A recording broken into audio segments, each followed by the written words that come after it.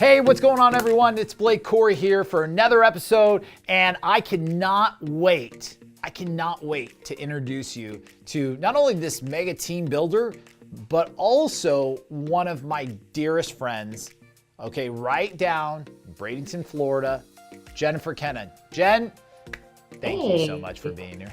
I'm so happy we get to do this. Guys, if you don't know us, we tried to get this before. Jen and I weren't able to connect, but now we're able to, and I'm super excited. Jerry and Jen, so to Jennifer's husband, Jerry, both of them are some of our dearest friends and, you know, fellow mega team builders. And Jen, I'm super excited to have you here.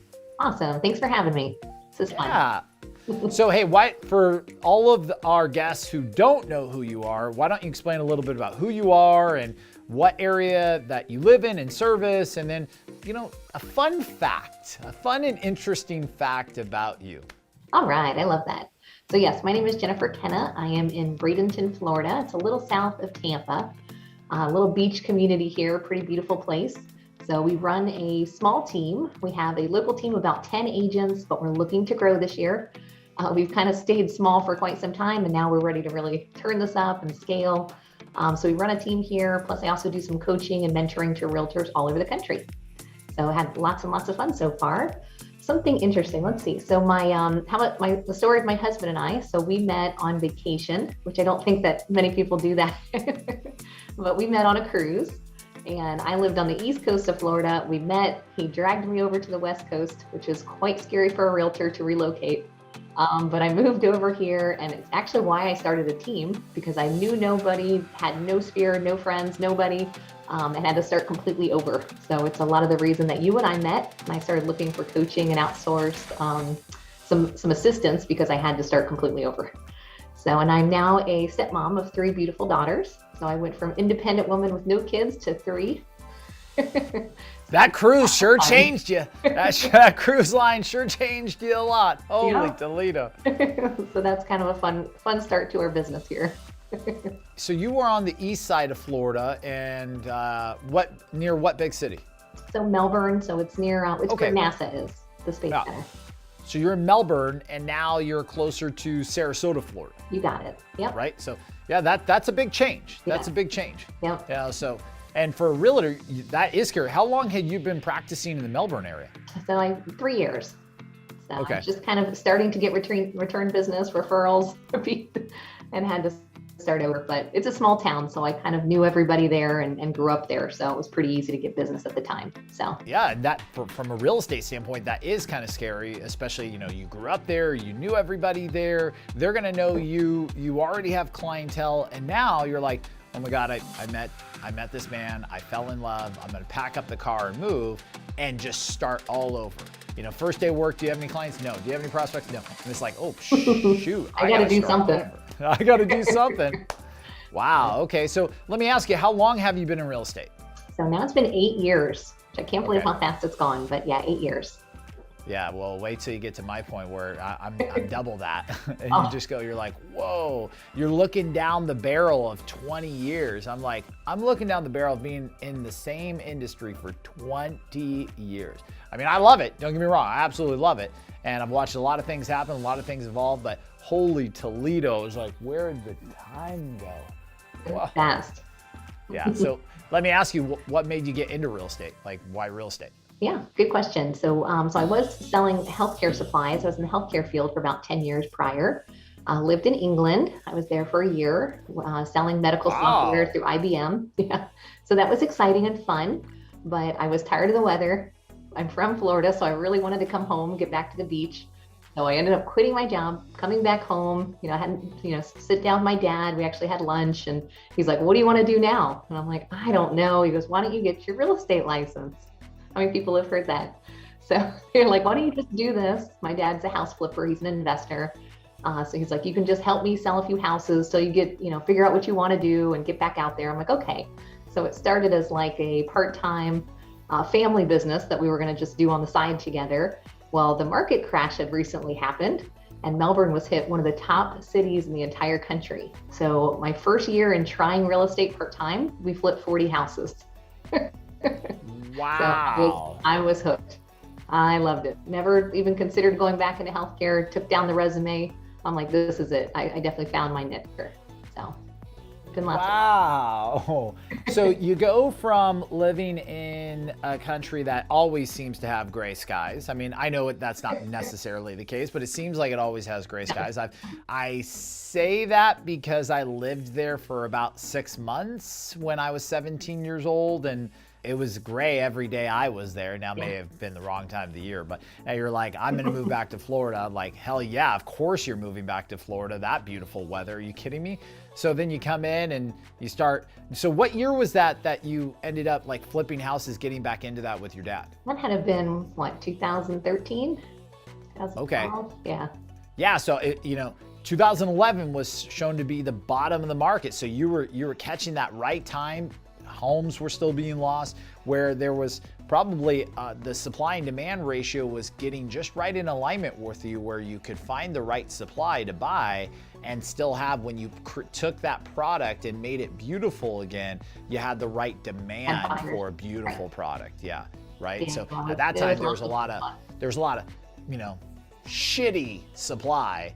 Yeah. And very little beautiful, amazing supply at great prices, right? So now you put that together, boom, off to the races. Well, it's cool. That's awesome, man. Yeah. So, It was lots of fun. but why'd you leave flipping houses to actually like go sell real estate? Because that's a big difference. Yep.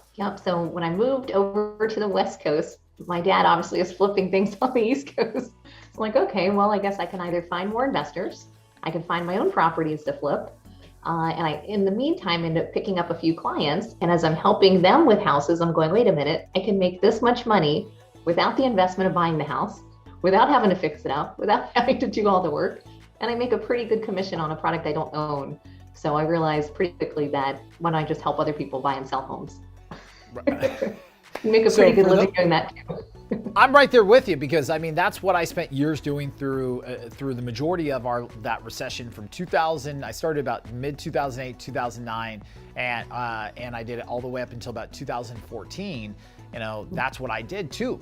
I first got into real estate, spent a couple of years selling, then I was like, man, there was nobody to sell. The recession hit, so I started flipping houses, right? Like take a bad product, make good. I was making good money. Well, when the market's going down, that's a lot easier sometimes to do than when the market is screaming, because you can't get the deals as easily with the spreads. But there's plenty of demand from buyers. And to your point, our margins kept getting smaller and smaller and smaller. I'm like, man, I could just sell a couple houses and make this, compared to the headache, dealing with the contractors, acquiring the property, the risk, the liability. Working with a client, you're like, I don't really have a whole lot of skin in the game.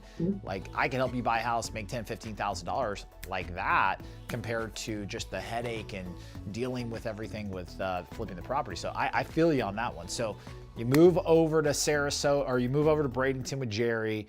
You decide, I'm going to sell and I'm going to start a team, and that's how the whole thing got kicked off? Yep. And I started interviewing when I first got here. It's just another kind of shift in my story here. But when I first got here, I tried to interview with all the other brokerages. I'm like, all right, I'm moving here. I don't know anybody. I got to get set up. And I quickly learned they just don't offer very much. So the brokers that were around, they either had been in business a long time. They just said, oh, you got to build your sphere. They told me I had to go pass out 10 business cards a day. I had to be on the park bench. I had to do all this stuff where I'm thinking, gosh, if I'm going to do all of this investment myself and you don't offer very much, I'm just going to open my own business. So it really pushed me into not only just joining somebody else's team, I said, I'm going to build a team. I'm going to do it for myself. So it was a big push by relocating. Wow, look at that. And during this time of building a team, and mind you, guys who are watching, it's like, yes, I've known Jen for quite a while, so I know a lot of the story. But I want her to share it. Like, through this journey, you've hit some walls. Like you've hit a wall or two in this process, just like all of us, by the way, just like all of us who've grown mega teams. You hit a wall, that made you take a step back, but you were able to persevere through. You were able to figure the way through that wall. And over time, the walls change, of course, but I want you to talk a little bit about that journey as you started to build and grow a team, and that first, let's say that first wall that you hit. What was that challenge, and how did you start to overcome that? Sure. So at first I didn't want to build too many agents. I wanted to have my own success. So my first kind of stepping stone is, okay, well, I need to go sell houses. So I need to find buyers and sellers in the marketplace and become, kind of build my reputation, I guess, first. So I first became the agent. Then I was ready to start building a team. So then I have to start interviewing and finding the right people that have the same kind of core beliefs that I have and values if they're going to be using my name. There's lots of struggles with that, lots of struggles with people, trying to find the right fit, and then bringing people on and trying to still manage my own business while I'm training others, and then giving them a lot and then them leaving. So I then devote a whole year or two to kind of build someone else's business, and then they leave, they go to another team. So lots of struggles in that. And what I really had to do is I had to find some mentors like yourself, some coaches, of how do I kind of build up my own leadership skills. How do I become a better leader? How do I become somebody that other people would want to work with? And really kind of build up. I had to be a few steps ahead of the marketplace, a few steps ahead of other realtors to have something to offer. So your knowledge level has to increase to be able to help others. So I definitely hit a lot of boundaries along the way. Started with one agent, then started with 3 agents, then lost an agent, then went to 4.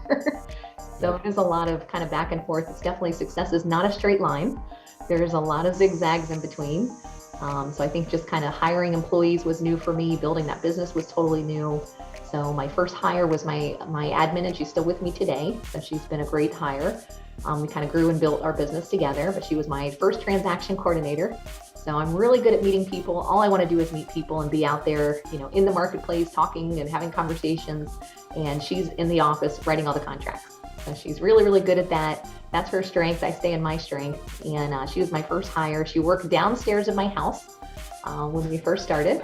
And our next thing was, okay, now we need an office. I got to start expanding and get out of my house. Yep. So that was another hurdle, getting into an office space and adding on expenses and adding on marketing and all these things. It's always, I feel like it's the chicken before the egg. When do I invest this? Well, I need it now. I can't afford not to invest into this. So it's just, it's been fun. I've learned a lot in a short amount of time. But to your point that, you said that it's your growth in real estate as a real estate business owner, growing a team is directly associated with your personal growth and development, right? And your development, your people's development. I always say, you can't expect people around you to grow at a faster rate than you grow, right? Because you're the leader, you're the visionary of the business. If you're not growing, they're not growing. 100%. They're growing just out of the door, right? They're growing outside of your organization.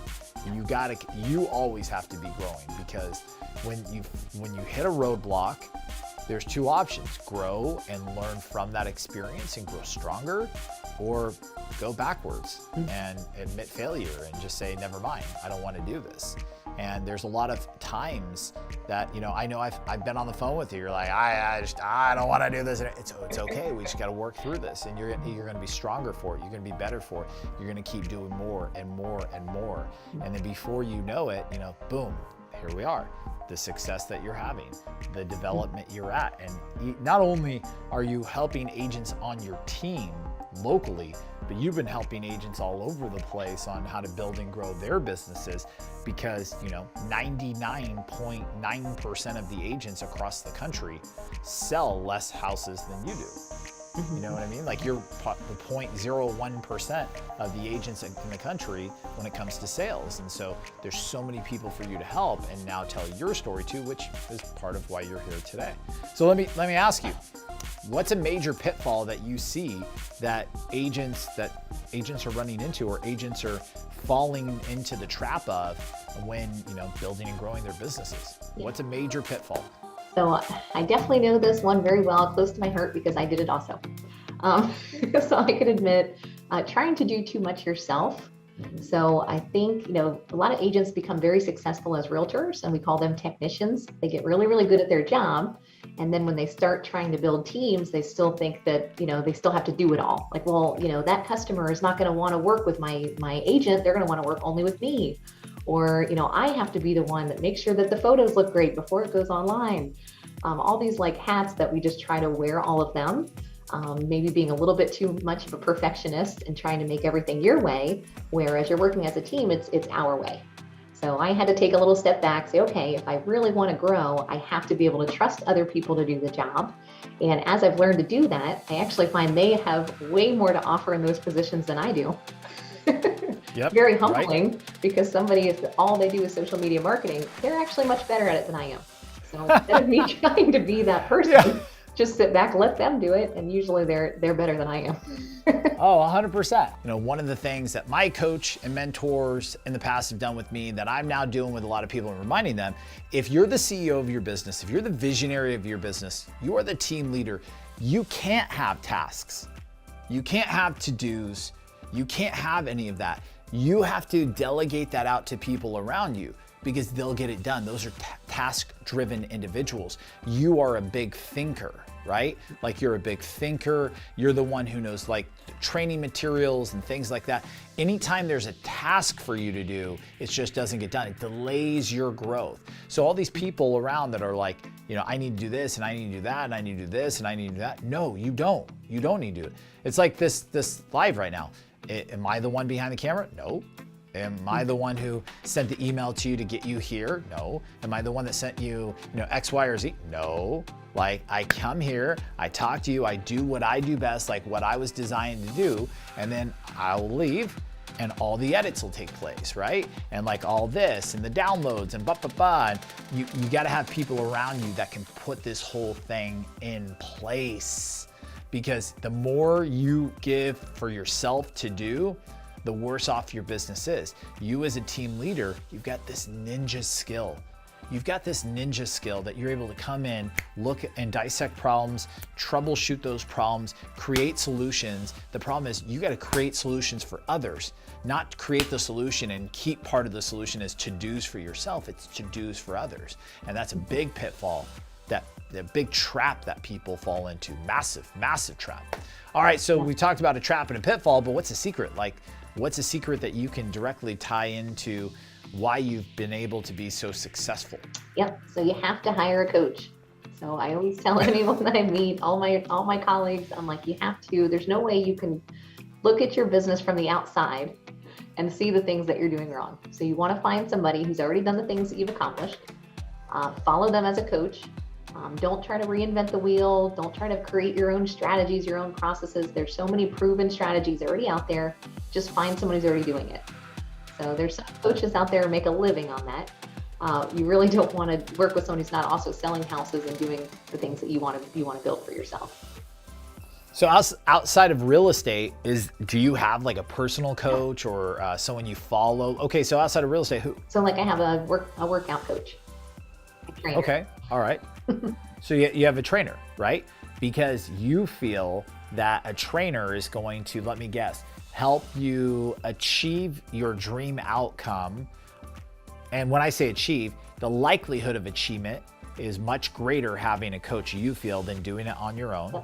It'll you feel that it'll probably take you less time and less effort. Yep.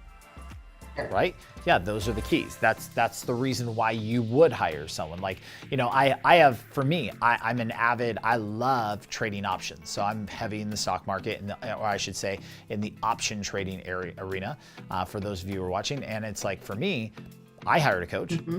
I mean, I was in, you know what I mean? Like, I spent the money because because the likelihood of achieving the goal of being able to create cash flow every single month was more likely if I hired someone who's actually doing it and can show me pitfalls and secrets and traps and all that than not. In addition to, it was easier than me trying to figure everything out and trying to figure out what software to use or do this or do that. And then from there, it just took less effort. Instead of spending, however many days and weeks on YouTube trying to figure out the solutions, I just followed someone. This person makes $1 million a year in option trading. Why would I not just copy and paste, right? Tony Robbins calls it stand on the shoulders of giants. You aspire to go somewhere, model them. Model them. Modeling is the key, right? Like, and for those of you who are watching, you want to build and grow a mega real estate team, go model a mega real estate team. Right. Listen to what Jen's saying right here and like, okay, I've got to implement, right? I've got to listen. I should be listening to this whole thing and writing these notes down because she's done it. I aspire to grow to where she's grown and she is. So I just need to copy what Jen is doing and listen to what she's saying. Yeah, it's a big secret that most people know, but the challenge is they're fearful because out there in the marketplace right now, there's so many phony balonies. There's so much BS being shared, people trying to train others. And you pointed out in what you said, find someone who's actually doing it, right? Like my option trader coach is actually trading options for a living. Like your personal workout coach, works out every single day and has the results. Yep. People who are actually doing it, not people who have never done it, not people who did it 20, 30 years ago, but people actually doing it in today's market, at the highest level, So that's a really good secret. And for you, by following these people in your life, whether it's workout, financially, business-wise, what's been the big payoff for you? Well, first of all, yeah, you'll make more money. So I think getting outside of the norm, the comfortable, it's tough. Being coached is not an easy, natural thing to learn your bad habits and have someone tell you things that you need to be doing differently. So maybe a little uncomfortable at first, but that's also how you kind of break the barrier. So, when I first got in real estate, I just wanted to make 6 figures. I said, if I could make 6 figures, then I could replace my corporate jobs. That was my first goal. Well, then you hit the goal and then you go, oh, okay, well, now what? Like, what's next? So I had to aspire to somebody who's making $500,000 a year. And I'm like, oh, that's my goal. If I could do that, then I could. So it's kind of like it helps you kind of to break that comfort area and want to keep growing. And then when you and I met, we had a millionaire agent training that we were doing. We're like, that's what I want to do. I want to do $1 million in a year. So I feel like, the big payoff is definitely financial. They're going to help you to set your sights a little bit higher. If you're surrounded by, agents that are all selling 20 houses a year, you feel like that's the norm. That's what everybody does. When I sell 25, I'm doing fantastic. So when I meet coaches and people that are doing a lot more than we are, it keeps setting my bar higher as well. So now my standard, I couldn't imagine 6 years ago selling 100 homes a year. We do that easily. And I'm like, I want 250 this year. So I keep kind of growing by surrounding myself with the right people, the right coaches. It helps your mindset shift. So you have to, think bigger. You have to be bigger. So if you want to create more, you have to become more. So I think that's just the influence of being around them is huge. And it's just going to get you there faster. So you can either take the next 50 years to grow a business or you can take 5. If you put 10 realtors in a room that sell between 20 and 30 houses a year and 10 realtors in another room that sell between, let's say, 300 and 500 homes a year, you're gonna see a massively different conversation, not only about their businesses, but also about their lives. You know what I mean? Like one portfolio is gonna look completely different than another portfolio.